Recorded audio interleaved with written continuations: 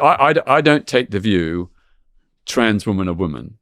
I take the view trans women are trans women. Interesting. They're different, but that difference is valid.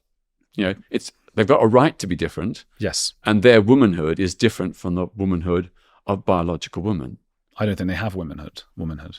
Well, they have a gender identity that is based on womanhood. And what are some of the traits of that gender identity? What are the feelings? This is what I want to understand, and no one will answer me. Yeah. Well, a trans woman feels and identifies as a woman. A trans man feels and identifies as a man. That is their perception. That's their understanding of who they are.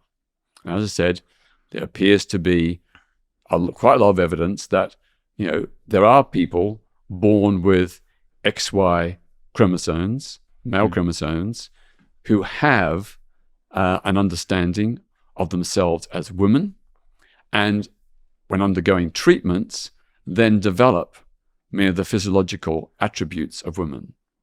So they're not the same as biological women, but they are women, trans women, and they have a trans identity, and that is perfectly valid. Gender identity is valid. It's not a terrible thing. It's not something fake. It's a genuine feeling, and it's a genuine identity. I believe that it's a genuine feeling. I still can't understand what it is that makes them a woman, other than they are. It feels like a logical fallacy. It's a cycle of I'm a woman because I'm a woman. There's a God because there's a God. I need something like what traits there are. And if it is, well, I like Barbie and long hair and long nails. That feels like we've gone way backwards. Do you know what I mean? That feels like we're in the 1950s again with this reaction. Yeah, but most trans women are not like that. That was the older generation of trans women. That's Roxy true. Tickle got long hair, makeup, and nails and things, and wanted to get into Sal Grove. I know you're not. I know that's one person. I understand that, but the Australian court sided in favour with Roxy. I've known over the years probably close to 100 trans women and probably 30 or 40 trans men. They're not the archetypal or stereotypical reflection of male or female. Mm-hmm. They've developed their own identity, their own unique being.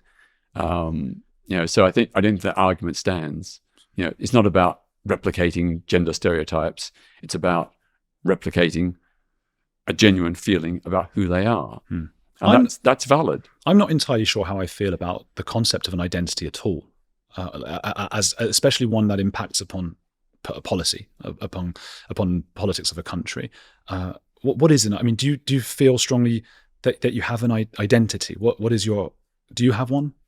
We all have identities. I don't have one. Of course you do. You're dressing like a man. You're not wearing a woman's clothing. You're dressing in a deliberately male way because you identify as a man. But this is a social construct, which I know is often what is said from the other side. This is a social construct. And if I grew up in a world where they said, hey, men are supposed to wear bikinis or whatever, I'd pop that on.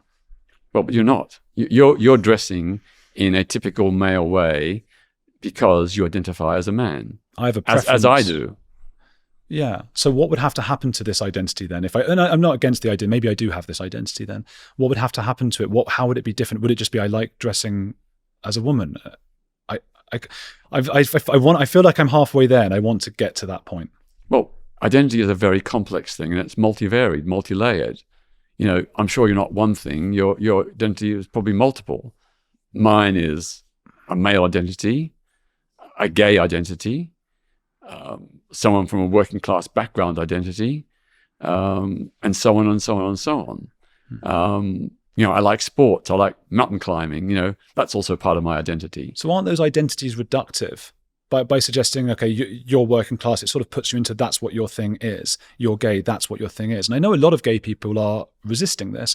A lot for the sort of Andrew Doyles of this world, for example. I'm sure, I haven't spoken about you to him, but I'm sure admire you so much for the work you've done in helping gay people have dignity, be able to have civil rights, have the same rights as other people who now feel excluded from their own pride, from LGBT and from what was LGB for them. How are they excluded? Because they don't see themselves in what pride is. What pride was a dignified struggle for human rights. Now, I went to Pride in Berlin and I was excited to go and found people just giving one another blowjobs in the street.